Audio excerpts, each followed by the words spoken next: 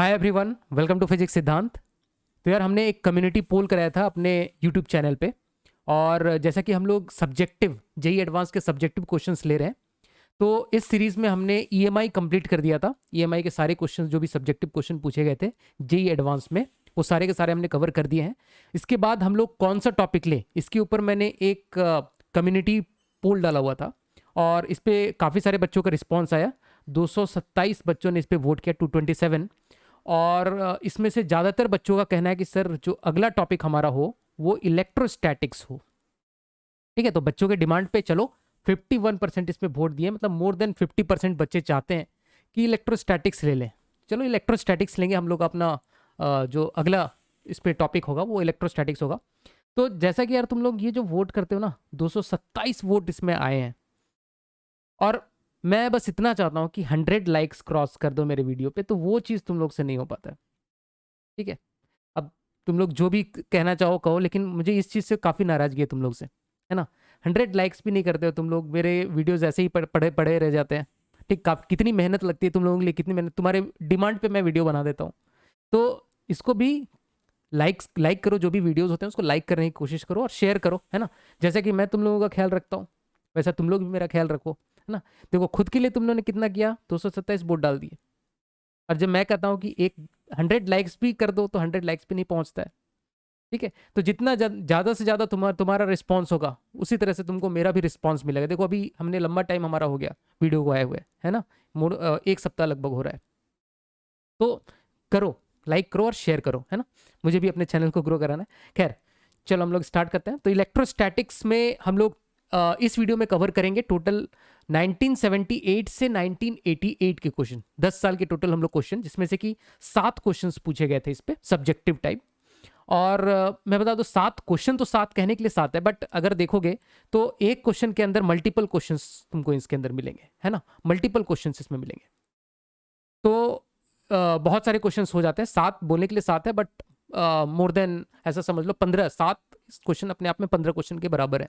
बहुत सारे कॉन्सेप्ट्स इसमें इन्वॉल्व होंगे। और ये हम लोग सीरीज कंटिन्यू करेंगे, है ना। जैसे कि अभी इलेक्ट्रोस्टैटिक्स हमने लिया है, इलेक्ट्रोस्टैटिक्स हम लोग पहले कंप्लीट करेंगे, फिर नेक्स्ट हम लोग एज पर तुम्हारे डिमांड, जैसे कि हमारा पोल होता है उसी तरह का और एक पोल ले लेंगे। तो 1988 के बाद फर्दर जो भी क्वेश्चंस होंगे वो हम लोग फिर नेक्स्ट वीडियो में कवर करने की कोशिश करेंगे। तो इस वीडियो में हम लोग टोटल 7 क्वेश्चंस इसमें कवर करने वाले हैं।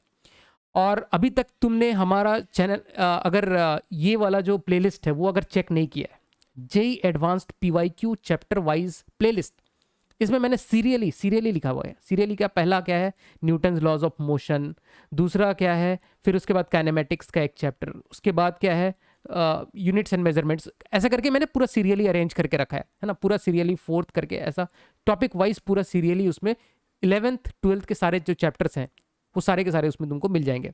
तो ये प्लेलिस्ट एक्सेस करो। इस प्लेलिस्ट का जो लिंक है वो डिस्क्रिप्शन में भी मिल जाएगा, वहाँ से एक्सेस कर सकते हो। और चलो यार हम लोग स्टार्ट करते हैं अपने पहले क्वेश्चन से। तो जो पहला क्वेश्चन हम लोग यहाँ पे डिस्कस करने जा रहे हैं, ये क्वेश्चन पूछा गया था 1978, 1978 का ये क्वेश्चन है। क्वेश्चन में बोला गया है 3 charges each of value Q are placed at the corners of an equilateral triangle. तो एक इक्विलेटरल ट्रायंगल है हमारे पास में इस तरह से, और तीनों कॉर्नर पे Q चार्ज इस तरह से रख दिया जाता है ना। यहाँ पे Q चार्ज, यहाँ पे Q चार्ज और यहाँ पे Q charge. A fourth charge capital Q is placed at the center of the triangle।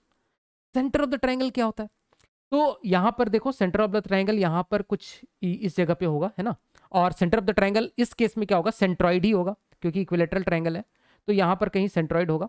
और वो हमें कैसे पता है कि कितनी लेंथ पे होगा, तो देखो जो यहां से इसको एक्सटेंड करो, मैं पूरा मैथमेटिक्स नहीं बता रहा हूं, यहां से एक्सटेंड करोगे ये एंगल 90 डिग्री हो जाएगा। अब इसका साइड लेंथ अगर ए है ना, इसका साइड लेंथ अगर ए है, तो यहाँ पर जो परपेंडिकुलर गिरा वो a/2 पे होगा। तो हमें ये वाला लेंथ बेसिकली निकल के आ जाएगा। मैं दिखा देता हूँ, ये वाला जो लेंथ है ये तो निकल के आ जाएगा, है ना। √a² माइनस a/2 का होल स्क्वायर करके निकल जाएगा ये लेंथ। और उसका भी 2/3 लेंथ होगा, इस टोटल का 2/3 लेंथ हो जाएगा मेरे पास में, जो यहाँ पर सेंट्रॉइड या फिर सेंटर में बोल देता हूँ सी, सेंटर सी। तो यहाँ पर तो जो लेंथ होगा this will be 2/3 of this total length जो हम लोग निकाल सकते हैं, है ना। तो बहुत सारे बच्चों को तो डायरेक्टली पता होगा, ये मैथमेटिक्स में हम लोग जानते भी हैं, this this length is nothing but a/√3, है ना। तो ये नहीं बता रहा हूँ मैं कि किसकी मैथमेटिक्स क्या है, ये तो बच्चे निकाल देंगे यार, a/√3, है ना। ये लेंथ हमारे पास में a/√3 लेंथ आ गई। ओके, अब ये सबके साथ भी अगर इसके साथ देखें तो ये लेंथ भी a/√3 आएगी, ये लेंथ भी देखा जाए तो ए लेंथ भी a/√3 है, अगर ये सारा इक्विलेटरल ट्रायंगल है, सब साइड लेंथ a है। तो अब बोला गया है कि अगर हम लोग सेंटर में, इसके सेंटर में अगर हम लोग दूसरा एक क्यू चार्ज रखते हैं, मैं एक ले आता हूँ पेन दूसरा, हमने यहाँ पर कैपिटल क्यू चार्ज रखा है which is equal to -q। अगर q -q के बराबर हो जाता है, मतलब यहाँ पर हमने सेंटर में एक -q चार्ज सपोज रखा है, इस जगह पे -q चार्ज रख दिया। हमें ये बताना है कि will the charges, first part में देखो क्या बोला है, will the charges at the corner move towards the centre और fly away from the it. तो कोई भी एक चार्ज पकड़ लो, सपोज ये चार्ज को पढ़ते हैं, ये टुवर्ड्स द सेंटर आएगा या इससे दूर भागने की कोशिश करेगा, ये हमें बताना है। तो इसके ऊपर नेट फोर्सेस निकाल देते हैं, कौन कौन से फोर्स लग रहे हैं इसके ऊपर। तो देखो, एक ये चार्ज, इस चार्ज पे एक फोर्स जो लगेगा वो एक रिपल्सिव फोर्स लगेगा इस डायरेक्शन में, किसकी वजह से, इस वाले चार्ज की वजह से, इस वाले चार्ज में एक फोर्स इस डायरेक्शन में लगेगा F। सेम उसी मैग्नीट्यूड का इस चार्ज की वजह से इस डायरेक्शन में एक फोर्स लगेगा F, है ना, इसको F1 बोल देता हूं मैं। और एक नीचे की तरफ अट्रैक्टिव फोर्स लगेगा, क्योंकि इस क्यू पे एक फोर्स लगेगा -q की वजह से, अट्रैक्टिव फोर्स लगेगा, है ना। तो दिस इज F2। अब हमें इसका रिजल्टेंट निकाल देना है, तो हमें पता चल जाएगा कि ये नीचे की तरफ आएगा या ऊपर की तरफ जाएगा। ठीक है, तो F1 का देखो, ये दोनों के बीच का एंगल तो यहां से 60 डिग्री है, इक्विलेटरल ट्रायंगल है, तो इन F1 और इस F1 के बीच का एंगल कितना है, 60 डिग्री। ठीक है, तो यहां से अगर हम लोग देखा जाए तो this angle will be 30 degree, उसका आधा 60 का आधा। तो F1 का कॉस 30 डिग्री ऊपर की तरफ लग रहा है, और दूसरा कंपोनेंट हॉरिजॉन्टल वाला जो कंपोनेंट है, देखो F1 का ये कंपोनेंट और इधर वाले F1 का ये कंपोनेंट एक दूसरे को कैंसिल आउट कर देंगे, है ना। बचेगा सिर्फ वर्टिकल डायरेक्शन में जो कंपोनेंट बचेगा, और वर्टिकल डायरेक्शन में कितना बचेगा, F1 का कॉस 30 डिग्री, है ना। और क्योंकि दो F1 है ना, एक F1 एक F1 इधर, दोनों का की वजह से 2F1 cos 30 डिग्री ऊपर की तरफ, F अपवर्ड में बोल देता हूं, अपवर्ड डायरेक्शन में इतना फोर्स लग रहा है, that is equal to 2 times of F1 की वैल्यू कितनी है, देखो K इंटू Q1 Q2, तो KQ square divided by R square, that is A square, और cos 30 डिग्री इज √3/2। तो यहां से हम लोग देख सकते हैं F अपवर्ड में जो डायरेक्शन में फोर्स लग रहा है इस चार्ज Q पे, that is equal to √3 KQ square by A square. अब यही हम लोग डाउनवर्ड फोर्स देख लेते हैं कितना लग रहा है, F डाउनवर्ड में बोल रहा हूं, डाउनवर्ड किसकी वजह से लग रहा है, दैट इज F2 की वजह से लग रहा है ना, तो F2 बोल दो या F डाउनवर्ड बोल दो, तो F2 बोल देता हूं या F डाउनवर्ड बोल देता हूं। ये कितना लग रहा है, ये लग रहा है K इंटू चार्जेस के मैग्नीट्यूड कितना है Q, और ये Q, तो KQ स्क्वायर, है ना, divided by R square, that is A/√3 का होल स्क्वायर, KQ/R स्क्वायर, बस इतनी है, KQ/R स्क्वायर ही लग रहा है। ठीक है, क्योंकि एक ही फोर्स है। ये कितना निकल गया, ये निकल गया 3 times of KQ square by A square. तो अपवर्ड डायरेक्शन में लग रहा है इतना फोर्स, मैं दूसरा पेन सेलेक्ट करता हूं, अपवर्ड डायरेक्शन में हमारे पास लग रहा है इतना फोर्स, डाउनवर्ड डायरेक्शन में हमें लग रहा है ज्यादा फोर्स, तो डाउनवर्ड ज्यादा है तो वो सेंटर की तरफ वो अट्रैक्ट होगा, है ना, सेंटर की तरफ आएगा। तो यहां पर पहले पार्ट में पूछा गया, will the charges at the corner move towards the centre और fly away from that, towards the centre, है ना, क्योंकि टुवर्ड्स वाला सेंटर ज्यादा फोर्स है। ठीक है, नेक्स्ट में देखते हैं, सेकेंड पार्ट में बोला गया है, for what value of Q will the charges remain stationery, Q के किस वैल्यू के लिए। तो देखो ऊपर जो फोर्स लग रहा है, मैं यहाँ यहीं पे सॉल्व कर देता हूं, ऊपर जो फोर्स लग रहा है, अभी हम लोग यहाँ पर -Q नहीं रख के हम लोग एक Q रख रहे हैं यहाँ पर, है ना, यहाँ पे हम लोग Q यहाँ पर चार्ज रख रहे हैं। ठीक है, तो यहाँ पे अगर हमने Q चार्ज रखा है, यहाँ पर कैप, इसको यहाँ पर ये रख देते हैं, यहाँ पर क्या था, Q चार्ज था ना। अब यहाँ पर हमने Q रखा है, यहाँ पर तो Q था ही पहले से, है ना, ये Q चार्ज है कि Q के किस वैल्यू के लिए चार्जेस स्टेशनरी रहेंगे। तो अब मुझे इसको स्टेशनरी रखना है। अभी हमने देखा था कि इस पे डाउनवर्ड फोर्स ज्यादा लग रहा था, है ना, अगर हमने Q की वैल्यू -Q रख दी थी तो डाउनवर्ड फोर्स ज्यादा रख रहा है, तो Q का कौन सा वैल्यू हम लोग यहाँ पर रखे, Q की कौन से वैल्यू के लिए ये स्टेशनरी रहे, स्टेशनरी रखना है। तो ऊपर जो फोर्स लग रहा है वो √3 के Q square by a square, वो तो बाकी चार्जेस, इस चार्ज और इन चार्जों की वजह से लग रहा है। इस चार्ज को अगर नीचे वाला चार्ज कंपनसेट कर दे, नीचे वाला फोर्स कंपनसेट कर दे, ये वाला चार्ज, और वो उसकी वैल्यू कितनी हो जाएगी, के into Q divided by distance तो फिक्स है, ए बाई रूट 3 का होल स्क्वायर। ये इसको बैलेंस कर दे, है ना, ये इसको बैलेंस कर देना चाहिए। और देखो क्यू की जो मैग्नीट्यूड है, अगर क्यू पॉजिटिव होगा तब तो रिपल्सिव फोर्स लगेगा, तो क्यू को नेगेटिव होना पड़ेगा, तभी ये फोर्स जो F2 है वो डाउनवर्ड एक्ट करेगा। मतलब क्यू को नेगेटिव होना पड़ेगा। यहां तो मैंने मैग्नीट्यूड कंपेयर किया है, मैग्नीट्यूड में यहां पर कंपेयर कर रहा हूं, है ना, मैग्नीट्यूड यहां पर कंपेयर कर रहा हूं मैं, लेकिन एक्चुअल में क्यू क्या है, क्यू को नेगेटिव होना पड़ेगा, नहीं तो सारे फोर्सेस ऊपर लगेंगे तो बैलेंस कौन करेगा, है ना। मतलब क्यू का जो क्यू की वजह से फोर्स लग रहा है वो अट्रैक्टिव फोर्स होना चाहिए इस क्यू पे, है ना, इस वाले क्यू पे, इस वाले क्यू पे अट्रैक्टिव फोर्स होना चाहिए। और उसके लिए क्या होना पड़ेगा, इस क्यू को नेगेटिव होना पड़ेगा, इस क्यू को नेगेटिव होना पड़ेगा, तभी इस फोर्सेस को बैलेंस हो पाएगा। यहां पर मैं बस मैग्नीट्यूड कंपेयर कर रहा हूं। तो के क्यू कैंसिल आउट हो गया, और देखो ये बन जाएगा √3 divided by a square, Q बचेगा यहाँ पे, दैट इज इक्वल टू, ये 3 ऊपर चला जाएगा, 3Q divided by a square. That means यहाँ क्यू की जो वैल्यू आ गई दैट इज ये √3 से √3 चला जाएगा, क्यू बाई √3, है ना, मैग्नीट्यूड वाइज ये तो इसका मैग्नीट्यूड आया। और एक्चुअल में ये जो होगा, एक हमारे पास में नेगेटिव साइन लगेगा, जो अब मैंने एक्सप्लेन कर दिया। तो क्यू की जो वैल्यू आ गई दैट इज -Q बाई √3, ये वैल्यू आ गई। तो यहां तक हमारा एक बी जो सेकंड पार्ट है उसका पहला कंप्लीट हो गया। इसमें और एक पार्ट है, in this situation how much work is done in removing charges to infinity. Situation कैसा है, यहां पर हमारे पास में क्यू चार्ज है, यहां पे क्यू चार्ज है, और यहां पे क्यू चार्ज है ना, और यहां से a बाई √3 पे, यहां पर अगर a साइड लेते हैं तो a बाई √3 डिस्टेंस पे यहां पर जो चार्ज है दैट इज -Q बाई √3। तो इन सारे चार्जेस को इंफिनिटी तक लेके जाने में हम लोग कितना वर्क डन करेंगे, है ना, कितना वर्क डन होगा। तो वर्क डन बेसिकली क्या होता है, work done that is equal to change in mechanical energy, हम लोग कर रहे हैं चेंज इन मैकेनिकल एनर्जी, यही होता है वर्क डन ना, मैकेनिकल एनर्जी हमने कितना इसके ऊपर चेंज किया।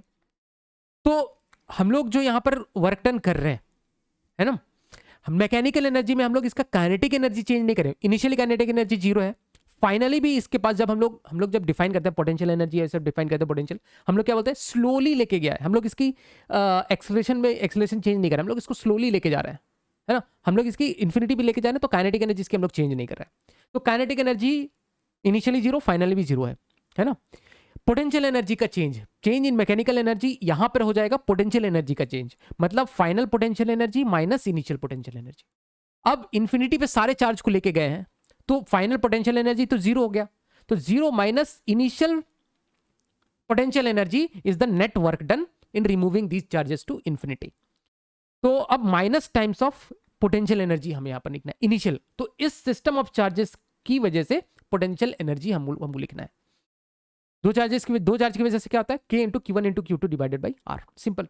तो यहां पर देखो एक एक करके हम लोग लेते हैं इस सिस्टम के लिए, K इंटू, ये देखो इसका और इसका पोटेंशियल एनर्जी मैं लिखता हूं K into Q square by A square, और इसका 3 टाइम्स हो जाएगा, क्योंकि हम लोग क्या लिखेंगे, एक बार इसका लिखेंगे, है ना, एक बार इसका लिखेंगे, और एक बार इसका लिखेंगे, मतलब 1 2 3 हम लोग बोले, तो एक बार 1 2 का लिखेंगे, 2 3 का वही होगा, और 3 1 का वही होगा, 1 2 का वही, 2 3 का वही, 3 1 का भी वही, that is KQ square by A square. तो 3 टाइम्स मैं कर देता हूं क्योंकि सबके बीच का डिस्टेंस सेम है। तो एक तो इनकी वजह से जो पोटेंशियल एनर्जी आई वो लिख दिया हमने, है ना। अब ये जो सेंटर में जो चार्ज रखा हुआ है, यहां पर जो सेंटर में जो चार्ज रखा हुआ है, इस पे तीनों की वजह से लिखते हैं, तो वो भी 3 टाइम्स आएगा, है ना, और वो माइनस में आएगा क्योंकि एक नेगेटिव चार्ज है, ऐसा लिख देता हूं मैं, plus 3 times of K into Q into minus Q by √3, K into Q1 into Q2 divided by R, distance कितना है, A बाई √3। क्लियर हो गया होगा, ठीक है, A बाई √3, यहां पर A स्क्वायर नहीं, यहां पर A आएगा ना, K into Q square by A, ठीक है। अब K into Q1 into Q2 divided by distance, तो यहां पर 3 इंटू KQ इंटू कितना आ गया।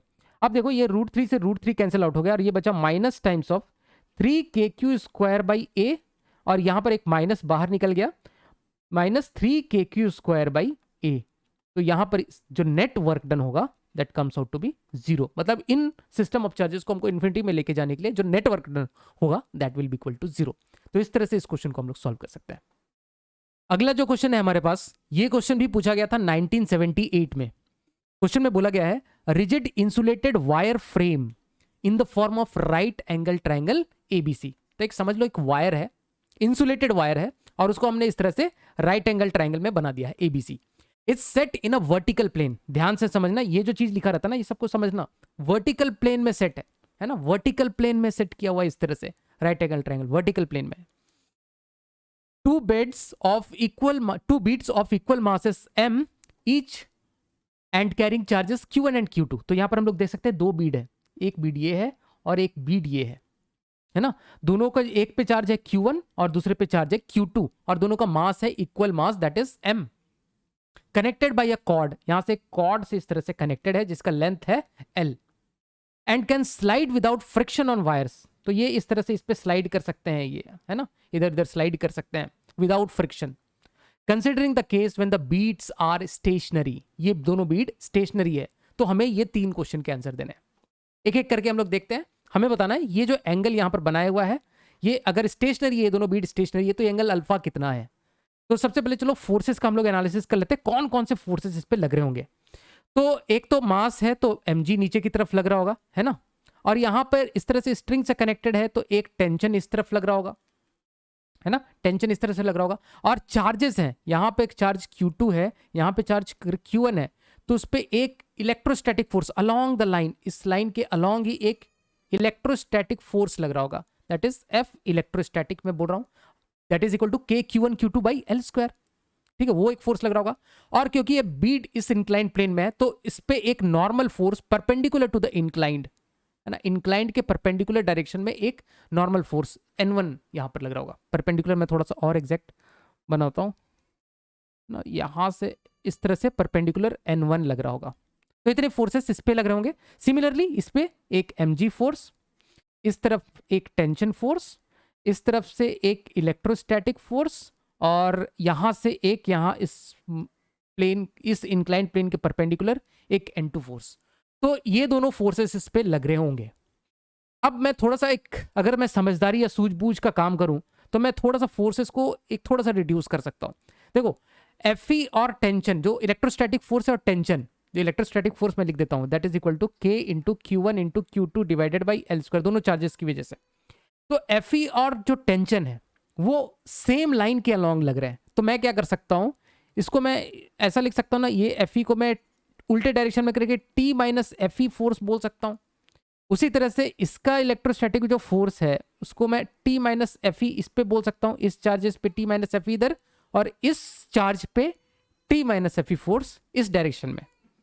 ठीक है, तो इस पे टोटल अब हमारे पास जो फोर्स हैं वो अब थोड़े रिड्यूस हो गए हैं, रिड्यूस होते दिख रहे हैं। अब हमें इसको बस बैलेंस करना है, क्योंकि ये स्टेशनरी है ना, ये फोर्सेस, ये दोनों जो बीट्स हैं ये स्टेशनरी हैं, तो फोर्सेस को हम लोग बैलेंस कर देंगे।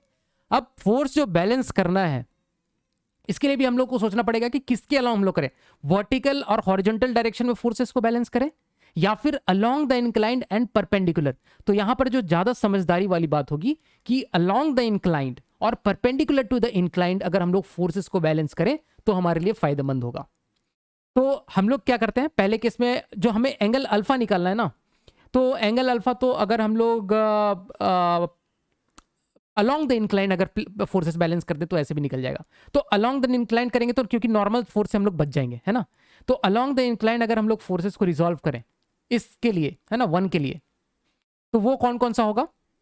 देखो यहां पर ये एंगल इज अल्फा, तो T माइनस Fe का कॉस अल्फा, तो T माइनस Fe का कॉस अल्फा मैं 1 पे कर रहा हूं, है ना, Q1 चार्ज पे कर रहा हूं, T माइनस Fe का कॉस अल्फा इस तरफ लग रहा होगा, और mg का ये कौन सा साइन 30 डिग्री, mg का साइन 30 डिग्री इस डायरेक्शन में लग रहा होगा, है ना, mg का कंपोनेंट लग रहा होगा।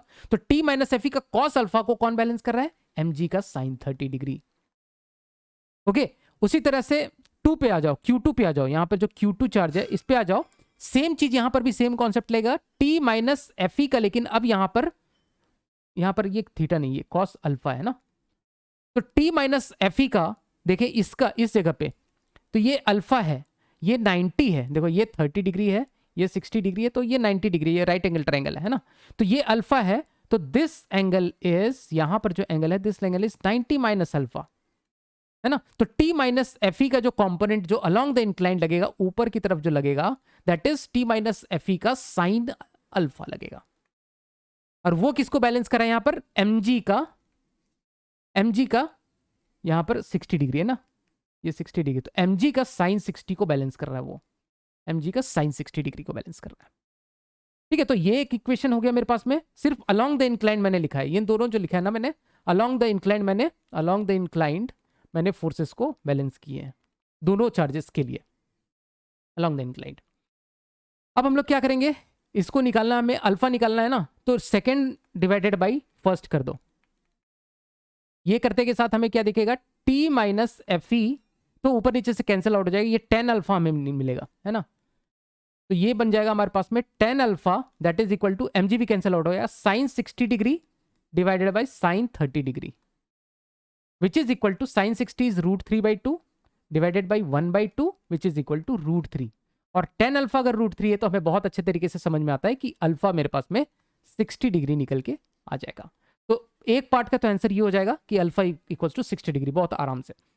अब इसके बी पार्ट में हमसे पूछा गया है टेंशन इन द कॉर्ड, इस कॉर्ड में टेंशन कितना है। तो हम लोग कुछ नहीं करेंगे, एक इक्वेशन हम लोग यहां से लेंगे, अल्फा हमने 60 डिग्री ऑलरेडी निकाल के रखा है, तो यहां से एक इक्वेशन ले लेते हैं हम लोग, टी माइनस एफ ई का sine alpha m g sine 60 degree के बराबर है। टी माइनस एफ ई का साइन अल्फा इसके बराबर है, एम जी साइन 60 डिग्री के बराबर है ना, यही तो बोला गया यहाँ पर, ठीक है। तो साइन अल्फा मतलब साइन अल्फा को अगर हम लोग 60 डिग्री यहाँ पुट करें तो ये और ये कैंसिल आउट हो जाएगा, तो T minus F E m g के बराबर है। तो टेंशन हम लोग निकाल सकते हैं, F E plus m g बोल सकते हैं ना, और एफ ई की वैल्यू हम लोग पता है, यहाँ पर जो इलेक्ट्रोस्टैटिक फोर्स है Q1 और Q2 चार्ज के बीच में, वही तो एफ ई है ना, तो एफ ई की वैल्यू कितनी है, K into Q1 into Q2 divided by L square plus m g, तो this is the value of tension. तो इस तरह से हम लोग टेंशन यहाँ से निकाल सकते हैं कि स्ट्रिंग में टेंशन कितना है। थर्ड पार्ट में इसमें पूछा गया है the normal reaction on the beads पे जो नॉर्मल रिएक्शन है वो हमें निकालना है, N1 और N2, ठीक है। तो N1 N2 निकालने के लिए हम लोग काम करेंगे, हम लोग पीछे चलते हैं यहाँ से, ठीक है। हम लोगों ने क्या किया, हम लोगों ने अलोंग द इंक्लाइंड बैलेंस किया था फोर्सेस, अब हम लोग क्या करेंगे, परपेंडिकुलर टू द इंक्लाइंड हम लोग अगर फोर्स बैलेंस करें, तो मैं एक मिनट के लिए अगर इसको हटा देता हूँ, अलोंग द इंक्लाइंड हमारा काम हो गया था ना, परपेंडिकुलर टू द इंक्लाइंड अभी हम लिखना है, ठीक है। तो परपेंडिकुलर टू द इंक्लाइंड मतलब कौन सी डायरेक्शन में, पहले इसमें देखो, पहले वाले में देखो, यहां से मैं इस तरह से लेता हूं, है ना। तो N1 को कौन बैलेंस कर रहा है, 1 नंबर पे मैं लिख रहा हूं, तो N1 को कौन बैलेंस कर रहा है, T माइनस एफ ई का कितना एंगल कितना है, ये देखो, ये एंगल 90 माइनस अल्फा है ना, क्योंकि ये एंगल अल्फा है, अगर है दिस एंगल इज अल्फा, तो this angle is 90 minus alpha, तो T माइनस एफ ई का साइन अल्फा और इधर mg का कौन सा कंपोनेंट है, ये देखो, ये mg का इधर आ गया, mg साइन 30 आया था, तो mg cos 30 इधर आएगा, प्लस mg cos 30 डिग्री, ठीक है, ये चीज हो गया यहां पर से, ठीक है। तो t माइनस एफ ई का sine alpha plus mg cos 30 degree, तो t माइनस एफ ई की वैल्यू हमें यहां से पता है ना, देखो t माइनस एफ ई की वैल्यू हमने निकाली भी होगी कहीं पे, t माइनस एफ ई, चलो यहीं से निकाल लेते हैं, t माइनस एफ ई का sine alpha that is mg sine 60 degree हम लोग बोल सकते हैं इसको, तो mg साइन 60 डिग्री मैं बोलता हूं इसको, प्लस mg cos 30 डिग्री, है ना। तो ये कितना हो गया, mg into √3/2 plus mg into again √3/2 which is equal to √3 mg, √3/2/2 वही हो गया, तो N1 की वैल्यू आ गई √3 mg, ठीक है।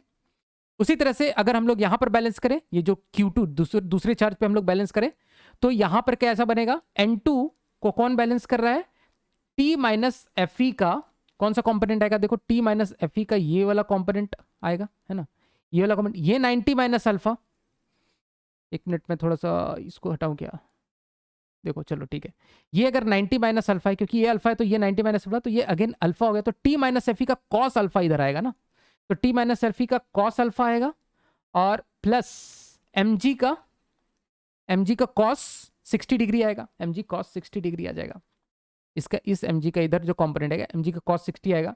t minus F E cos alpha is mg sine 30 degree, mg sine 30 degree मैं लिख सकता हूं यहां से, तो mg sine 30 degree plus mg cos 60 degree, this is mg by 2 plus mg by 2 which is nothing but mg। तो normal at 2 मेरे पास में आ गया mg, नॉर्मल एट 1 आ गया √3 mg। अब बोला गया है if the cord is now cut, cord को कट कर दिया गया, इस कॉर्ड को हमने कट कर दिया, what are the values of the charges for which beads continue to, तो जैसे ही स्टेशनरी हमको वापस से स्टेशनरी रखना है तो चार्जेस की वैल्यू क्या क्या होगी, तो जैसे ही इसको कट कर दिया यहाँ पर टेंशन की वैल्यू 0 हो गई। इक्वेशन हम लोग ने लिखा है उसमें टेंशन की वैल्यू को अगर हम लोग 0 करें तो कोई सा भी एक इक्वेशन ले लो, पहला वाला देखो t माइनस एफ ई का cos alpha is mg sine 30 degree, यहाँ पर हम लोग बोलते हैं t माइनस एफ ई का cos alpha that is equal to mg sine 30 degree, यही तो है ना इक्वेशन में कोई। अभी यहां से हम लोग क्या बोल सकते हैं, टेंशन को मुझे 0 करना है, टेंशन को 0 करना है, that means minus F E cos alpha cos 60 degree is 1/2 that is equal to mg, mg m की वैल्यू तो नहीं दी है ना, बस m लिखा है ना यहाँ पर, हाँ ठीक है m मास लिखा हुआ था, m के टर्म्स में निकलेगा, mg साइन 30 इज 1/2 अगेन, तो यहां से ये कैंसिल आउट हो जाता है, तो एफ ई की वैल्यू मेरे पास में आ जाती है minus F E that is equal to mg, है ना, पुट करते हैं value minus k into Q1 into Q2 divided by L square that is equal to mg। हमें Q1 Q2 की वैल्यू निकालनी है, तो Q1 Q2 की मल्टीपल वैल्यूज आएगी सच दैट Q1 Q2 का जो प्रोडक्ट होगा that should be equal to minus mg L square divided by mg L square divided by k, क्या मैंने गड़बड़ी तो नहीं की, cos 60 degree is 1/2 sine 30 degree is 1/2, तो ये वैल्यू होना चाहिए mg minus mg L square divided by k। तो एक ये हमारे पास में Q1 Q2 का जो प्रोडक्ट होगा वो मतलब आपस में इन दोनों के पास में अट्रैक्टिव टाइप की फोर्सेस होनी चाहिए, तभी ये बैलेंस हो पाएगा। ठीक है, तो इस तरह से इस क्वेश्चन को हम लोग सॉल्व कर सकते हैं। अब जो यहाँ पर हम लोग नेक्स्ट क्वेश्चन डिस्कस करने जा रहे हैं, ये क्वेश्चन पूछा गया था 1981 में। क्वेश्चन में बोला गया है a charge Q is distributed over 2 concentric hollow spheres, तो एक चार्ज Q है, इसको हम लोग डिस्ट्रीब्यूट करते हैं इस तरह से 2 हॉलो स्फीयर्स में, है ना, डिस्ट्रीब्यूट करेंगे of radii small r and capital R such that capital R is greater than small r, तो इसकी अंदर वाले की जो रेडियाई हो जाएगी वो हो जाएगी स्मॉल r, और बाहर वाले की जो रेडियाई हो जाएगी that is capital R, such that the surface densities are equal, दोनों का सरफेस डेंसिटी इक्वल है, and are placed in the same axial points. ठीक है, इस तरह से सेम एक्सियल पॉइंट में दोनों को रखा गया है। Find the potential at the common centre, तो Q charge, capital Q charge को हमने इस तरह से डिस्ट्रीब्यूट किया, सपोज अंदर वाले में Q1 चार्ज आया और बाहर वाले में Q2 चार्ज आया। ठीक है, सच दैट हम लोग बोल सकते हैं कि Q1 plus Q2 is capital Q, है ना, डिस्ट्रीब्यूट किया हमने इस तरह से। अब दोनों की सरफेस चार्ज डेंसिटी बराबर है, सिग्मा 1 सिग्मा 2 के बराबर है।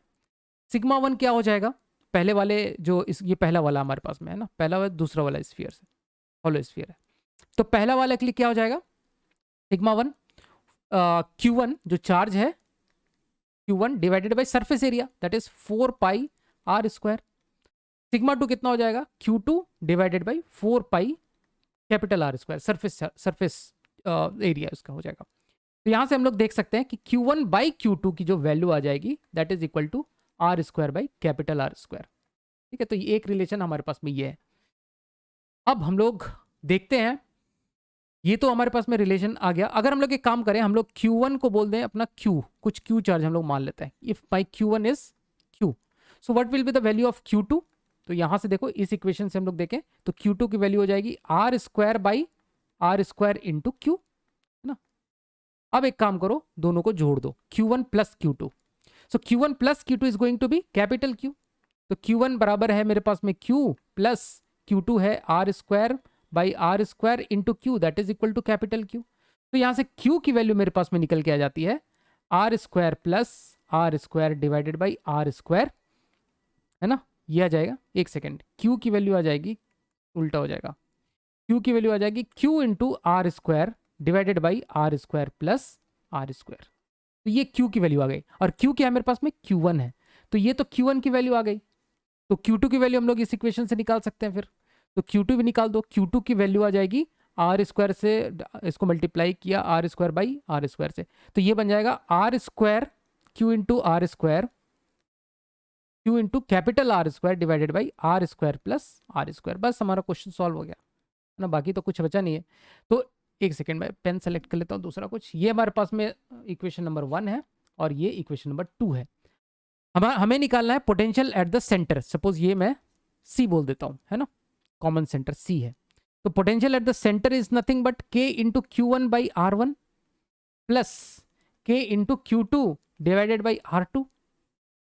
ठीक है, तो पोटेंशियल एट द सेंटर हो गया, के को कॉमन निकाल दूं मैं, Q1 बाई आर। तो Q1 बाई आर अगर करें इस इक्वेशन में, बाई स्मॉल आर से डिवाइड करें तो ये बनेगा Q R divided by R square plus R square, plus Q2 by R करें तो Q2 बाई कैपिटल आर करें तो एक आर यहां से उड़ जाएगा, तो Q R by R square plus R square.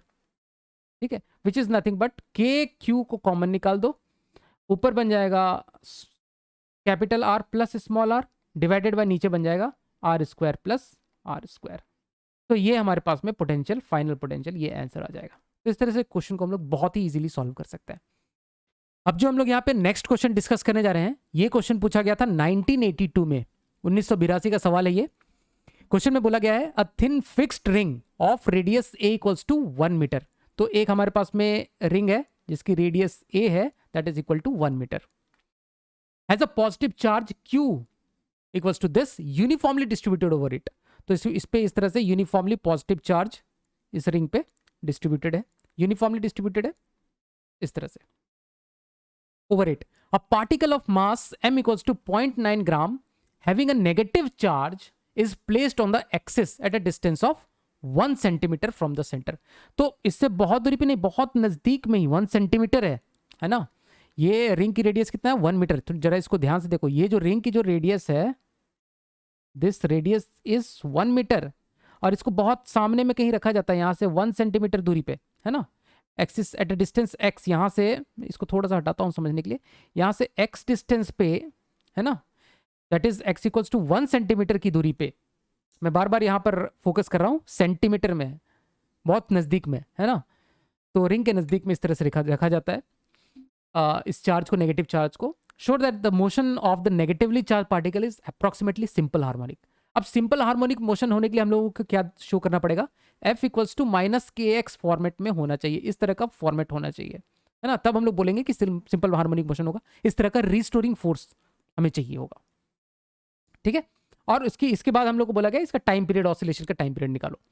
तो हमें पता है कि रिंग की वजह से उसके एक्सिस पे कहीं पर भी जो इलेक्ट्रिक फील्ड होती है वो कितनी होती है, वो होती है K इंटू रिंग पे चार्ज Q इंटू एक्स, जहां पर हमें कैलकुलेट करना डिस्टेंस एक्सिस पे, डिवाइडेड बाई A रिंग का A स्क्वायर, रिंग का रेडियस का स्क्वायर, प्लस एक्स स्क्वायर जहां पर कैलकुलेट करना जिस दूरी पे, होल रेज टू पावर 3/2। तो ये कहीं पे इलेक्ट्रिक फील्ड होती है ना। अब इस इलेक्ट्रिक फील्ड की वजह से यहां पर जो चार्ज कैपिटल Q रखा गया है, इस पे फोर्स कितना लगेगा, तो F will be equal to, क्योंकि ये जो चार्ज है ये नेगेटिव चार्ज है तो एक माइनस साइन हम लोग लिखेंगे, ठीक है, minus times of Q into e हो जाएगा, ठीक है, that is equal to minus k q x, q को बाद ये वाला क्यू ले लेते हैं, into x divided by a square plus x square raise to power 3/2। ठीक है, थोड़ा सा बस ओरिएंटेशन मैंने इसका रखा है ताकि थोड़ा उस फॉर्मेट में दिखे हमें, है ना। तो ये मेरे पास में फोर्स निकल के आ जाता है। इस फोर्स को जरा ध्यान से देखो, इस फोर्स को जरा ध्यान से देखो, ये वाला जो फोर्स है K इंटू क्यू एक्स। अब यहाँ पे ए स्क्वायर प्लस एक्स स्क्वायर, ए कितना है पता है, 1 मीटर है, और एक्स कितना है, 1 सेंटीमीटर है। अब ए स्क्वायर कर दो और एक्स स्क्वायर 1 सेंटीमीटर मतलब हो गया पॉइंट, एक्स कितना है 0.01 मीटर है।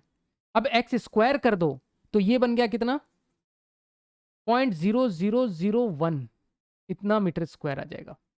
तो अब इन दोनों में से कंपेयर करो, क्या मैं एक्स स्क्वायर को नेग्लेक्ट कर सकता हूं ए स्क्वायर से, ठीक है, तो यहां पर इसको मैंने इस एक्स स्क्वायर को नेग्लेक्ट कर दिया, तो ये बन गया minus k q divided by a raise to power, x square तो खत्म हो गया इसको, है ना, तो a raise to power 3 into x. तो अब देखो ये हमें सिंपल हार्मोनिक मोशन के फॉर्मेट पे दिख जाता है। तो यहाँ पर F equals to minus k x का फॉर्मेट आ जाता है, where K is k Q q by a q भी आप, ठीक है।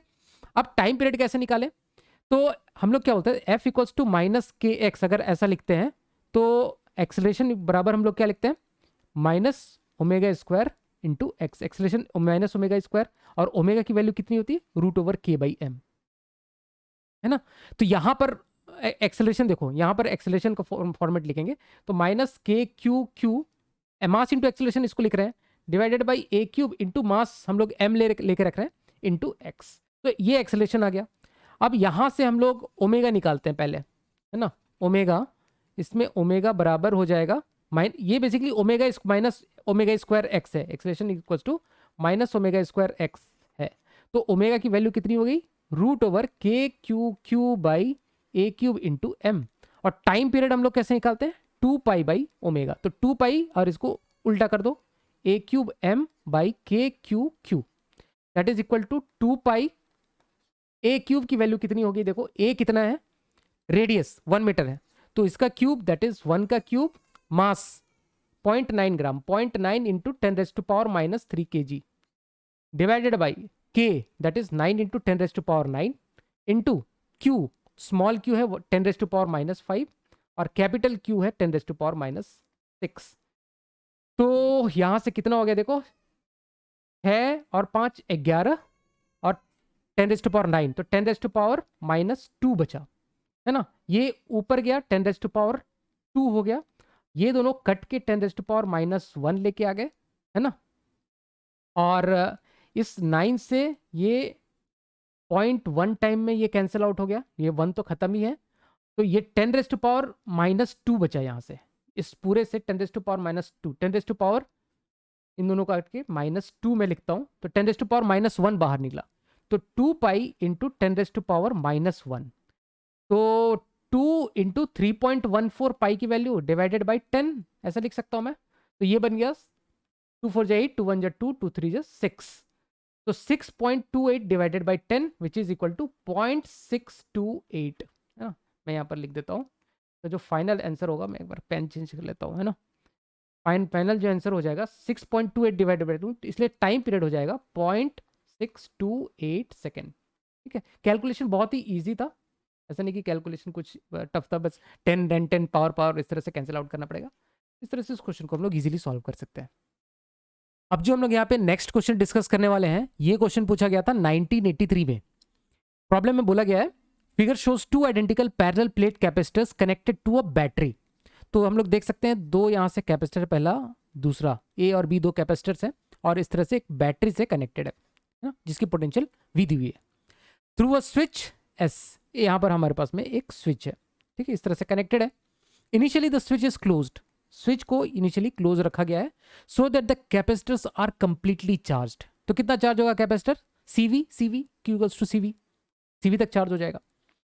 The switch is now opened, अब स्विच को उसके बाद ओपन कर दिया जाता है, and the free space between the plate of the capacitor is filled with dielectric of dielectric constant 3, ठीक है। तो कैपेसिटेंस हम लोग कैसे डिफाइन करते हैं, हम लोग बोलते हैं epsilon R epsilon not A/D, है ना।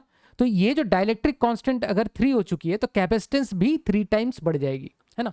जब हम लोग बोलते हैं वैक्यूम है, तो ये एप्सिलॉन R की वैल्यू जो होती है वो 1 होती है, और सिंपल हम लोग एप्सिलॉन नॉट A/D, इस तरह से पैरेलल प्लेट कैपेसिटर के लिए हम लोग कैपेसिटेंस डिफाइन करते हैं। लेकिन अगर यहाँ पर कुछ हम लोग डाइलेक्ट्रिक मटेरियल यहाँ पर बीच में फिल कर देते हैं, ठीक है, तो डाइलेक्ट्रिक मटेरियल फिल करने से क्या होगा, उसका कैपेसिटेंस बढ़ जाएगा, और एप्सिलॉन R मतलब डाइलेक्ट्रिक कांस्टेंट टाइम्स वो बढ़ जाएगा, तो यहाँ पर 3 टाइम्स दोनों की कैपेसिटेंस बढ़ जाएगी। हमें बताना है initial electrostatic stored energy capacitors में, और फाइनल इलेक्ट्रोस्टैटिक स्टोर्ड एनर्जी का रेशियो हमें बताना है, मतलब ई initial divided by E final, हमें इसका रेशियो बताना है, ये जो रेशियो है ये हमें फाइंड आउट करना है। तो जो कैपेसिटर में जो एनर्जी स्टोर्ड होती है वो हम लोग लिखते हैं हाफ C इंटू V², ठीक है, हाफ CV² होता है। तो देखते हैं एक एक करके हम लोग देखते हैं, इनिशियल देखते हैं क्या सिचुएशन है ना। इनिशियली ये स्विच तो क्लोज्ड है, इनिशियली स्विच क्लोज्ड है, तो दोनों के अक्रॉस जो पोटेंशियल आएगा, दोनों कैपेसिटर के अक्रॉस जो पोटेंशियल आएगा वो V पोटेंशियल आ जाएगा इस तरह से, है ना, इसके अक्रॉस भी V आएगा, इसके अक्रॉस भी V आएगा, पैरेलल में कनेक्टेड है। तो इनिशियल एनर्जी तो बहुत आराम से हम लोग लिख देंगे, हाफ पहले के लिए हाफ सी वी स्क्वायर और दूसरे के लिए भी हाफ सी वी स्क्वायर, ए और बी दोनों के लिए हाफ सी वी स्क्वायर।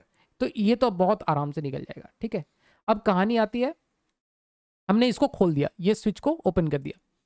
अब यहाँ ओपन कर दिया तो जो बी के अक्रॉस देखा जाए, बी में जो चार्ज जमा हुआ था वो कितना चार्ज था, सीवी, है ना। खोलने से जस्ट पहले सीवी था चार्ज, यहाँ पर पॉजिटिव यहाँ पर नेगेटिव, इस तरह से, है ना। तो सीवी चार्ज था, प्लस सीवी और माइनस सीवी ऐसा, तो सीवी टोटल चार्ज था यहाँ पे। तो अब वो तो कहीं नहीं जा रहा है वो चार्ज, क्योंकि अब यहाँ से स्विच क्लोज कर दिया गया, तो अब यहाँ से कोई भी चार्ज का फ्लो नहीं होगा, है ना। इसके थ्रू कोई भी चार्ज का फ्लो नहीं हो रहा है इस कैपेसिटेंस में, एक प्लेट से दूसरे प्लेट की तरफ। तो अब यहाँ पर चार्ज अब यहाँ पर रहने वाला है, अब चेंज नहीं होने वाला है। उसी जगह पे अगर हम लोग ए की कहानी देखें तो ए में पोटेंशियल, ए में जो पोटेंशियल है वो कितना है, यहाँ पर पॉजिटिव और इधर से negative, that is V potential. V potential यहाँ पर मेंटेन्ड है ना, इसके अक्रॉस वी पोटेंशियल अभी भी मेंटेन्ड है, स्विच ओपन रहे या क्लोज्ड, इसके अक्रॉस जो पोटेंशियल मेंटेन है दैट इज वी, इधर प्लस साइड इधर नेगेटिव साइड, इस तरह से कनेक्टेड है ना। और यहां पर की जो अब कैपेसिटेंस होगी, यहां पर क्योंकि हमने एक डाइलेक्ट्रिक डाल दिया तो इसकी कैपेसिटेंस 3C हो गई है ना, इसकी भी 3C हो गई है कैपेसिटेंस। तो यहां पर अगर हम लोग एनर्जी देखा जाए ई फाइनल, तो ए केवल ए की वजह से एनर्जी देखा जाए तो वो लिखेंगे हाफ इंटू सी की जगह 3C हो चुका है ए के पास, इंटू पोटेंशियल तो वही है वी तो वी स्क्वायर ही है ना। तो ये तो हो गया इसकी बात। बी की बात करते हैं, ए को मैं थोड़ा यहां से हटाता हूं। बी की बात देखो क्या करते हैं, यहां पर कैपेसिटेंस हमारे पास में हो गया 3 गुना, ठीक है, लेकिन चार्ज है वो वही है। अब इसके क्रॉस पोटेंशियल चेंज हो जाएगा, ठीक है, क्योंकि जो चार्ज है दैट इज सीवी, वो बी में, फॉर बी लिख रहा हूं मैं, for B, for capacitor B जो कैपेसिटर है उसमें charge Q equals to CV है, तो Q तो चेंज नहीं हुआ, क्योंकि यहां से एक प्लेट से उठा के दूसरे प्लेट में भेजने के लिए अब बैटरी का रास्ता जो है वो अब स्विच ओपन हो चुका है, तो कोई चार्ज का ट्रांसफर नहीं हो रहा है, ठीक है। तो ये चार्ज मेंटेन करना है, लेकिन अब उसकी जो कैपेसिटेंस है वो बढ़ गई है, 3C हो चुकी है। तो इसका पोटेंशियल सपोज हम लोग बोल देते हैं वी डैश हो गया इसका पोटेंशियल, या वी भी बोल दो, इसके अगर जो पोटेंशियल है वो VB हो गया, and that shell remain CV, वो CV ही बचेगा वहां पे, क्योंकि वो चेंज नहीं हो रहा है। तो पहले जो इसके चार्ज था और अभी जो चार्ज है वो हम लोग इक्वेट कर रहे हैं, भले ही कैपेसिटेंस चेंज हो गया तो उसकी वजह से क्या हो रहा है, वोल्टेज जो उसके वजह से पोटेंशियल है वो चेंज हो रहा है। तो VB अब जो है वो देखो कितना हो जाएगा, VB अब जो है वो V/3 हो गया, है ना। और C कितना हो गया, कैपेसिटेंस की वैल्यू कितनी हो गई, 3C हो चुका है, C 3C हो गया अभी।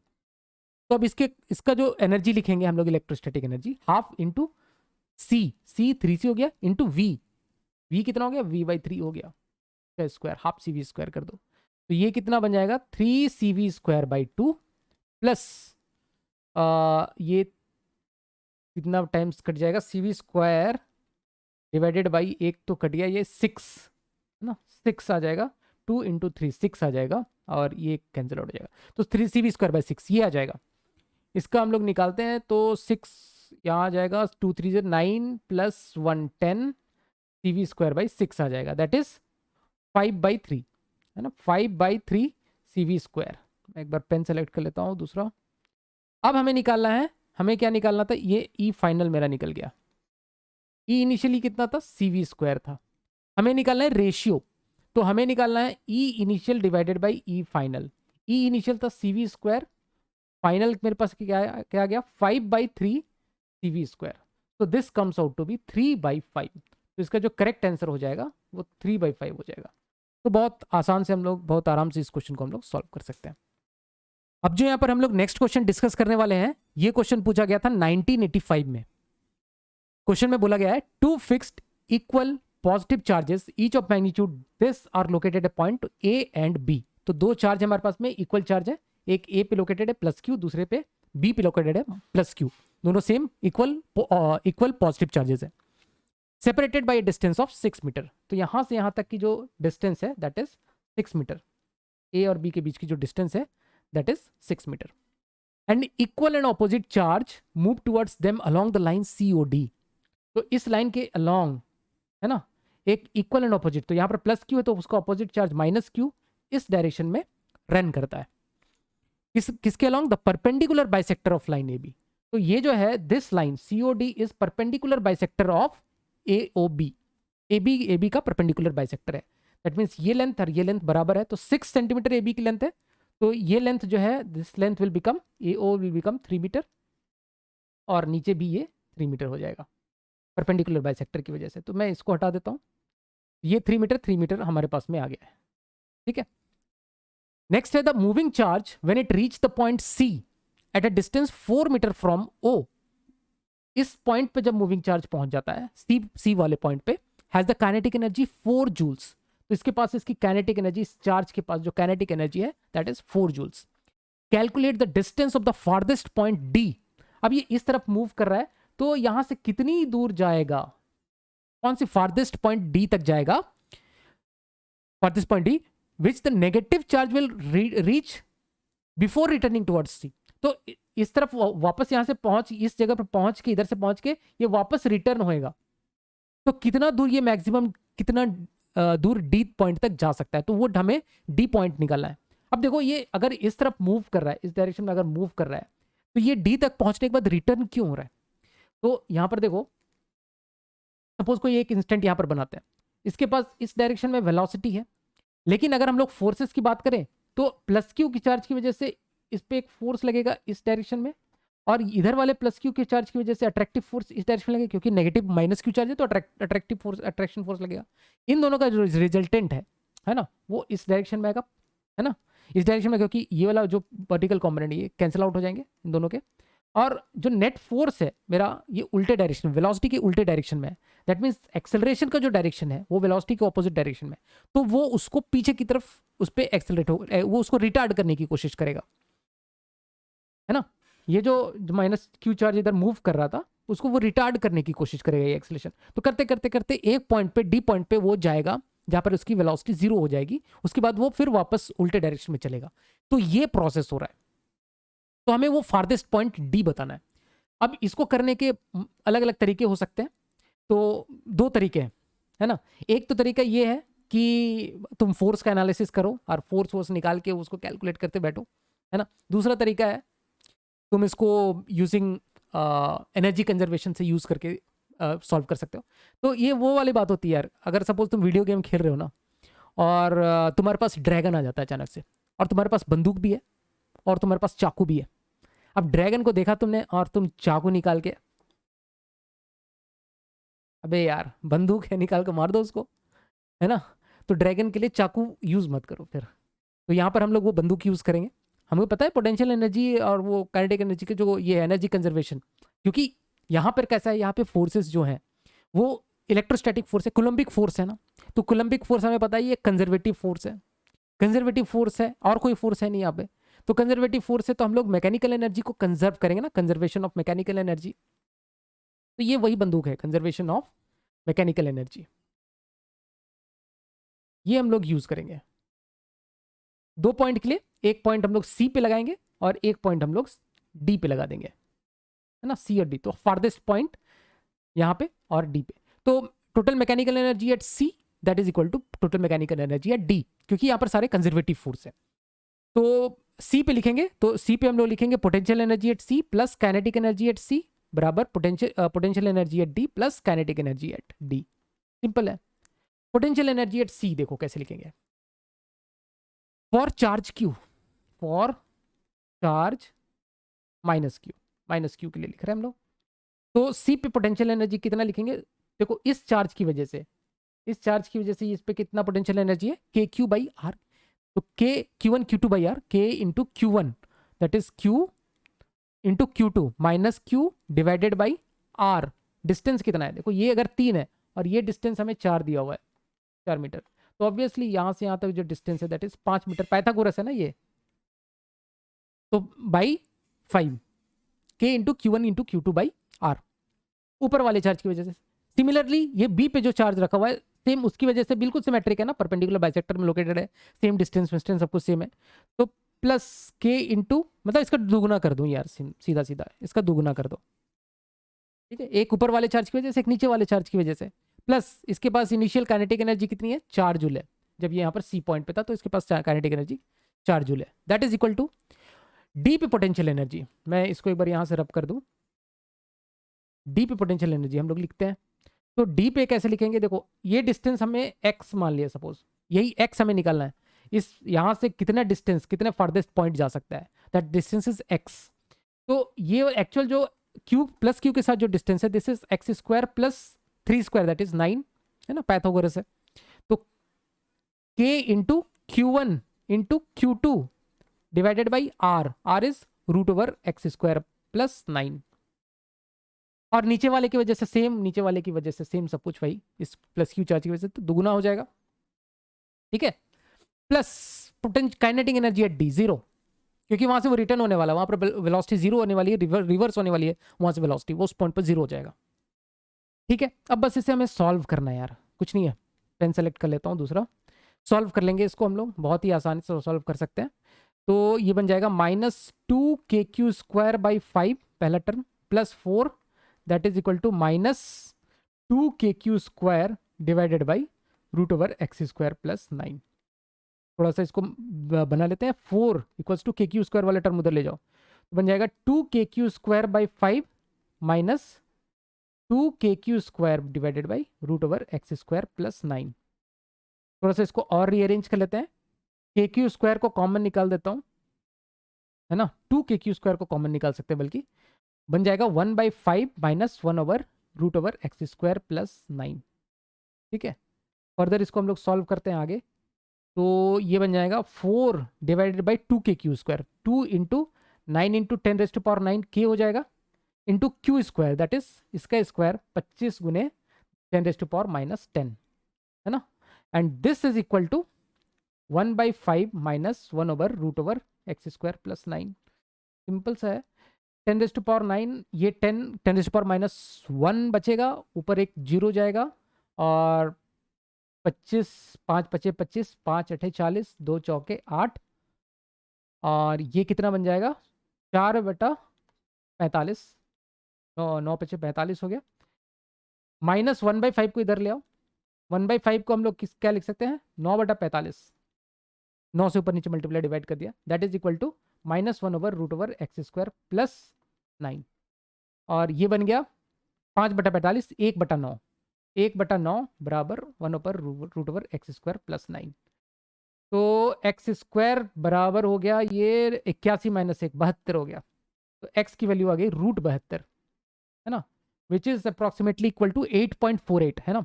तो एक्स की जो वैल्यू हमारे पास में आ गई 8.48 मीटर, ये हमारे पास में आंसर आ गया, ठीक है। तो इस तरह से इस क्वेश्चन को हम लोग सॉल्व कर सकते हैं। यहाँ से मैक्सिमम जो डिस्टेंस ओ से जो डिस्टेंस हो जा सकता है, यहाँ से ये पॉइंट ओ है, ओ से ये इसका जो मैक्सिमम डिस्टेंस हो सकता है, that maximum distance is X, that is equal to 8.48। तो इस तरह से इस क्वेश्चन को हम लोग सॉल्व कर सकते हैं। अब जो यहाँ पर हम लोग नेक्स्ट क्वेश्चन डिस्कस करेंगे, ये क्वेश्चन पूछा गया था 1988 में। क्वेश्चन को हम लोग ध्यान से समझते हैं। 3 particles each of mass 1 gram and carrying a charge q are suspended from a common point, ठीक है, by insulated massless strings each 100 centimeter long। तो 3 मास इस तरह से हैंग किया हुआ है, सेम पॉइंट से हैंग किया हुआ है। If the particles are in equilibrium and are located at the corners of an equilateral triangle of side this. तो कैसा हैंग किया हुआ है, सिचुएशन देखो कुछ ऐसा है, इस पॉइंट से सबको एक जगह से हैंग किया हुआ है ना, और हैंग कुछ इस तरह से किया गया है, इक्विलेटरल ट्रायंगल फॉर्म कर रहे हैं ना, such that they are forming equilateral triangle. तो एक को ऐसा कुछ हैंग किया होगा, इस तरह से हैंग किया गया हो, और ये एक तीसरा यहाँ पर से इस तरह से इसको हैंग किया गया होगा, है ना, और तीनों इक्विलेटरल ट्रायंगल फॉर्म कर रहे हैं। अब जरा ध्यान से समझना, मैं इसको एक नाम दे देता हूँ, ए बी सी एक इक्विलेटरल ट्रायंगल फॉर्म करेंगे, और ये हॉरिजॉन्टल प्लेन में होने पड़ेंगे। ए बी सी एक हॉरिजॉन्टल प्लेन, तभी बैलेंस रहेंगे, सिमेट्री होगी, है ना, तभी ये तीनों बैलेंस रहेंगे, एक जैसे होंगे, एक जैसा दिखेंगे, और वो बैलेंस होंगे। तो A B C horizontal plane में है, ये चीज ध्यान रखना, उनके बीच का कुछ सेपरेशन होगा। अब मैं सिर्फ अभी पहले इलेक्ट्रोस्टैटिक फोर्स की बात करता हूँ, कूलम्बिक फोर्स की बात करता हूँ, बाकी फोर्सेस हम लोग बाद में देखेंगे। तो कूलम्बिक फोर्सेस कौन कौन से इस पे लग रहे होंगे, जरा ध्यान से देखो। एक तो यहाँ पर इसमें ये क्यू चार्ज है, ये क्यू चार्ज है, ये क्यू चार्ज है, तो ये दोनों क्यू की वजह से एक रिपल्सिव फोर्स इस डायरेक्शन में लग रहा होगा, एफ मानते। उसी तरह से इस क्यू की वजह से यहाँ पर एक रिपल्सिव फोर्स लग रहा होगा, एफ, और ये दोनों फोर्स भी कौन से प्लेन में है, हॉरिजॉन्टल प्लेन में ही है, ठीक है। इसको ये चीज़ को हमेशा ध्यान में रखना है। तो इन दोनों के बीच का एंगल कितना है? 60 डिग्री। इन दोनों के बीच का एंगल 60 डिग्री है। तो जो रिजल्टेंट होगा वो इन दोनों का रिजल्टेंट कैसे निकालेंगे? इन दोनों का रिजल्टेंट अगर हम लोग देखें तो इस तरह से हम लोग रिजल्टेंट निकाल सकते हैं ना। खैर उसमें ये दिक्कत नहीं है, इन दोनों का रिजल्टेंट हमें निकालना आता है, इस तरह से निकालेंगे, इस तरह से करेंगे, है ना। तो ये रिजल्टेंट फोर्स है। तो रिजल्टेंट फोर्स जो होगा वो बेसिकली यहाँ से 30 डिग्री बनाएगा, है ना। ये 30 डिग्री होगा और ये भी 30 डिग्री होगा, ठीक है। इस तरह से इनका रिजल्टेंट फोर्स होगा। अब जो रिजल्टेंट फोर्स है, ध्यान से देखो, इक्विलेटरल ट्रायंगल है। इक्विलेटरल ट्रायंगल में यहां पर इस डायरेक्शन में कहीं पर सेंट्रॉइड होना होगा, सेंट्रॉइड लाई करेगा। इक्विलेटरल ट्रायंगल है, यहां से हम लोग देखें तो यहां से 30 डिग्री पे कहीं पे सेंट्रॉइड होगा ना, यहां पर कहीं पे 30 डिग्री पे यहां पर कहीं सेंट्रॉइड होगा। और सेंट्रॉइड की दूरी कितनी होती है? यहां से यहां का डिस्टेंस अगर a है तो सेंट्रॉइड की जो दूरी होगी वो कितनी होगी? a/√3। तो सेंट्रॉइड वाले लाइन में ही इस पे जो नेट जो रिजल्टेंट फोर्स लग रहा है ना, मैं इसको 1 मिनट हटाता हूं तो समझ में आएगा। रिजल्टेंट फोर्स जो है वो सेंट्रॉइड वाले लाइन में ही कहीं लग रहा है ना। इसको भी हटा देता हूं 1 मिनट। तो जो रिजल्टेंट फोर्स मेरा लग रहा होगा ना वो सेंट्रॉइड वाले लाइन के लॉन्ग ही लग रहा होगा, एफ रिजल्टेंट। और उसकी वैल्यू कितनी होगी? एफ रिजल्टेंट लिखता हूं इसको। एफ रिजल्टेंट मतलब सिर्फ इलेक्ट्रोस्टैटिक फोर्स का रिजल्टेंट, है ना। तो उसकी वैल्यू कितनी होगी? हमारे पास देखो कैसा फोर्स था, एक फोर्स था इस डायरेक्शन में एफ, दूसरा फोर्स था इस डायरेक्शन में एफ, दोनों के बीच का एंगल था 60 डिग्री। तो इसका जो रिजल्टेंट होगा वो यहां से इस डायरेक्शन में होगा √3f। कैसे करेंगे? √f² plus f² 2f1 f2 √f1² plus f2² plus 2f1 f2 cos 60 degree, उतना करेंगे तो √3f आएगा, ठीक है। उतना मैं कर नहीं रहा हूं, तो वही सब करता रह जाऊंगा, है ना। तो √3f जो रिजल्टेंट होगा वो उसकी वैल्यू आ गई √3f, और वो सेंट्रॉइड के लाइन के अलोंग लगने वाला है, ठीक है। अच्छा, इतनी बात समझ में आ गई। अब जो सेंट्रॉइड है, ध्यान से देखो, ये जो सेंट्रॉइड है ना वो वर्टिकल लाइन, अगर हम लोग यहां से वर्टिकल लाइन डालें ना तो वो बिल्कुल सेंट्रॉइड पे आके मिलेगा। सिमेट्री सारे जो चार्जेस हैं वो उसी तरह से सिमेट्रिकली इक्विलेटरल ट्रायंगल में बटे हुए, और जो सेंट्रॉइड है, जो इसका सेंटर है, वो इस तरह से वर्टिकल लाइन से यहां से आके मिलेगा, ठीक है। अच्छा, अब जो रिजल्टेंट जो फोर्स लग रहा है इलेक्ट्रोस्टैटिक फोर्स, एफ इलेक्ट्रोस्टैटिक मैं बोल देता हूं, रिजल्टेंट की जगह पे इलेक्ट्रोस्टैटिक बोल देते हैं, एफ इलेक्ट्रोस्टैटिक बोल देते हैं, चलो। दैट इज इक्वल टू, उसको हम लोग निकाल लेते हैं, कितना लग रहा है वो? √3 into F, that is k into Q² divided by a²। ए की वैल्यू हम लोग लास्ट पे पुट करेंगे। तो ये इलेक्ट्रोस्टैटिक फोर्स लग रहा है इस पे। अब जरा एक को हम लोग कंसिडर करते हैं, जो ए वाला जो चार्ज है ना, ए पे जो चार्ज रखा, उसको हम लोग फिर से एक बार बनाते हैं थोड़ा अलग तरीके से, है ना। तो ये वाली लाइन मैं वर्टिकल लाइन बिल्कुल जो बनाता हूं, ये आके यहां से सेंट्रॉइड में, ये वाला जो सेंट्रॉइड है, सी बोलो या ओ बोल दो, सपोज ओ बोल दो, सेंट्रॉइड में आके यहाँ वर्टिकल लाइन मिल रही होगी, ठीक है। और जो हमारा चार्ज है, ए वाला जो चार्ज है, उसको मैं इक्विलिब्रियम में रखने की कोशिश कर रहा हूं। ये ए वाला चार्ज है जिसपे प्लस Q चार्ज है, ठीक है। इस तरह का सिचुएशन होगा। और ये जो देखो AO लाइन जो हमने बनाया, ये हॉरिजॉन्टल लाइन है, तो हॉरिजॉन्टल में मैं AO लाइन इस तरह से बनाऊं या फिर इसको ऐसे बना दूं? ये A है मेरा AO लाइन, तो ये हॉरिजॉन्टल लाइन ही तो है। हॉरिजॉन्टल लाइन में किधर भी बना दो उसको, मैं यहां पर ये हॉरिजॉन्टल प्लेन में ऐसा है ना, ये लाइन को मैंने हॉरिजॉन्टल प्लेन में ही लिया हुआ है AO को, ठीक है। तो ये AO लाइन यहां पर है। अब इस AO लाइन की डिस्टेंस कितनी होगी? देखो a/√3, this length is a/√3, ठीक है। तो ए की वैल्यू कितनी है? 3 सेंटीमीटर। तो 3/√3 सेंटीमीटर, दैट इज √3 सेंटीमीटर मैं लिख दूं यहाँ पे, दिस इज √3 सेंटीमीटर एओ की लेंथ, ओके। और ये जो लेंथ है, ये लेंथ हमें 100 सेंटीमीटर दिया हुआ है, देखो 100 सेंटीमीटर, तो 100 सेंटीमीटर लिख दो, ओके। और ये सपोज ये एंगल थीटा है, थीटा से इस तरह से इंक्लाइंड है ना।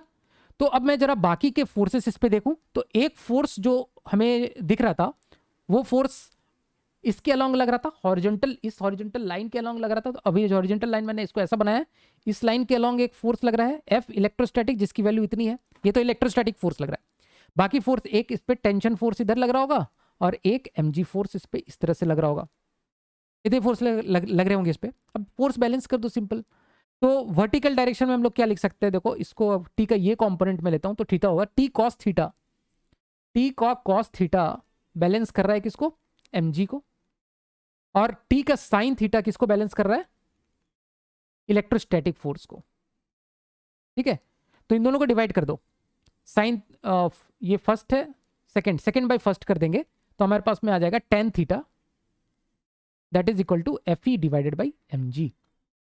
अब tan थीटा ध्यान से देखो, ये 100 सेंटीमीटर है और ये √3 सेंटीमीटर है, तो साइन थीटा की वैल्यू बहुत कम आएगी और साइन थीटा और tan थीटा बराबर होंगे, तो साइन थीटा बराबर tan थीटा बराबर बहुत कम वैल्यू होने पे sine theta tan theta theta के बराबर हो जाते हैं। तो इसको मैं tan थीटा को लिख सकता हूँ √3 that is sine theta that is √3/100 लिख सकता हूँ ना इस ट्रायंगल से। That is equal to electrostatic force को मैं लिख सकता हूँ √3 इंटू KQ स्क्वायर, के को 9 into 10⁻⁹ into Q square, Q की वैल्यू हमें फाइंड आउट करनी है, Q square divided by a square मतलब ये ए कितना दिया 3 सेंटीमीटर, तो 3 इंटू 10⁻⁻² का स्क्वायर लेना पड़ेगा, मुझे मीटर में कन्वर्ट करके लेना पड़ेगा।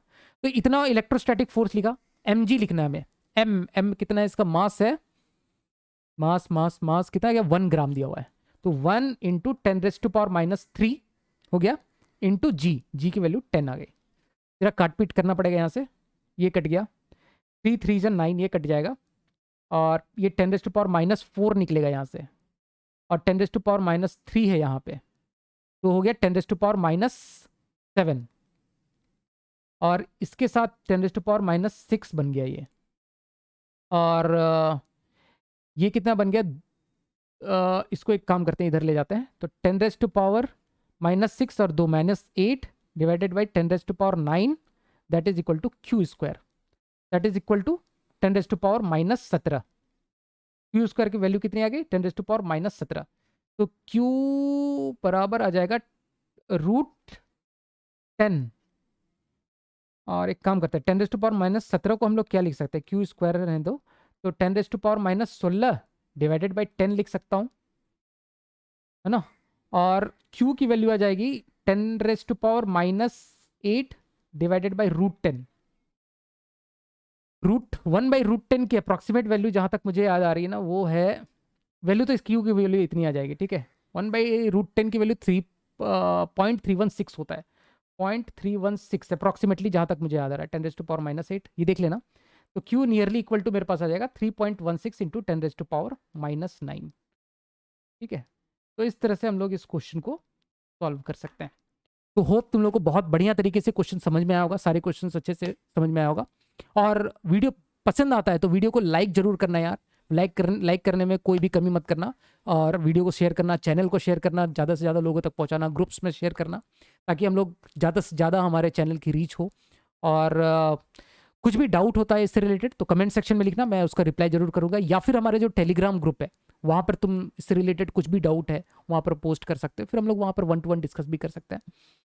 और चलो बाकी सब ठीक है, नेक्स्ट वीडियो में हम लोग कवर करेंगे इससे आगे वाले क्वेश्चंस, और इसी तरह से हम लोग सारे सब्जेक्टिव क्वेश्चंस हम लोग कवर कर लेंगे। अभी हमारा इलेक्ट्रोस्टैटिक्स चल रहा है, फिर आगे हम लोग देखेंगे जो भी हमारा नेक्स्ट ऑन डिमांड, जो भी पब्लिक का डिमांड होता है, तुम लोगों का डिमांड होता है, जो भी नेक्स्ट चैप्टर वो हम लोग कवर करेंगे। और जितना ज़्यादा लाइक रहेगा, जितना ज़्यादा मुझे रिस्पॉन्स मिलेगा, वीडियो का जो फ्रीक्वेंसी आने की जो फ्रीक्वेंसी है, अपलोडिंग फ्रीक्वेंसी उतनी ज़्यादा होगी। चलो यार, इसी नोट पे हम लोग इस वीडियो को एंड करते हैं। Thank you so much.